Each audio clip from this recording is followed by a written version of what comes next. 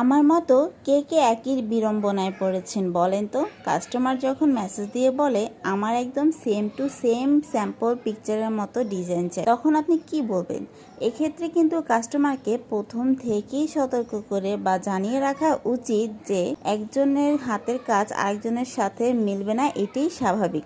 19 থেকে 20 কিন্তু হবে। ইভেন ধরেন আমি একটা কেক বানিয়েছি, পরের বার যখন বানাবো একই রকম নাই হতে পারে।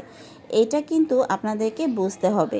অনলাইন শপিং করতে হলে বা অনলাইনে যে কোনো জিনিস অর্ডার করতে হলে কিন্তু প্রথমেই আপনাকে কিছু বিষয় ধারণা রাখতে হবে, আর সেগুলো হচ্ছে যে পেজটি আসলে রিয়েল কিনা, এবং এটা বোঝার জন্য আপনি তার রিভিউজগুলো দেখবেন, তার কাজগুলো দেখবেন, ভিডিওগুলো অথেন্টিক কিনা নাকি ডাউনলোড করে জাস্ট ভয়েস ওভার দিয়ে লাগিয়ে দিয়েছে, সেটাও আপনাকে জানতে হবে। ইদানিং দেখতেছি অনেকেই বিভিন্ন ওয়েবসাইট মানে ইউটিউব বা ক্রোম এগুলো থেকে বিভিন্ন রকম ভিডিও ডাউনলোড করে সেগুলোতে ভয়েস ওভার দিয়ে আপলোড দিয়ে দিচ্ছে।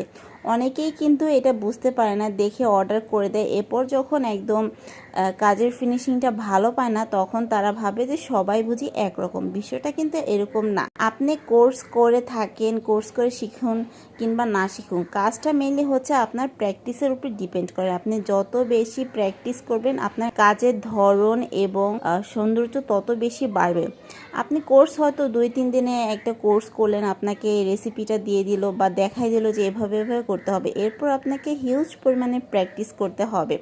এছাড়া কিন্তু আপনার কাজের ফিনিশিংটা মোটেও ভালো আসবে না।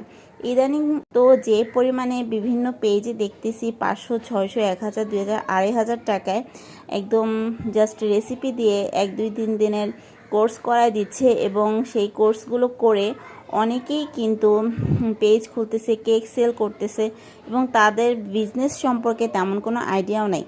কতটুকু লাভ রাখতে হবে, কিভাবে কাস্টমার হ্যান্ডেল করতে হবে, অনেকেই বুঝে না, এবং এর কারণে কিন্তু এই সেক্টরটা অনেক বদনাম হচ্ছে। তো যাই হোক, আমাকে এই আপুটা এই ডিজাইনটা বানাতে বলেছি, আমি আমার সাধ্যমতো তার স্যাম্পল পিকচার অনুযায়ী কেকটা রেডি করার ট্রাই করেছি। কেমন হয়েছে আপনারা কমেন্ট করে জানাবেন, এবং লাইক, ফলো, শেয়ার করতে ভুলবেন না। ধন্যবাদ সবাইকে।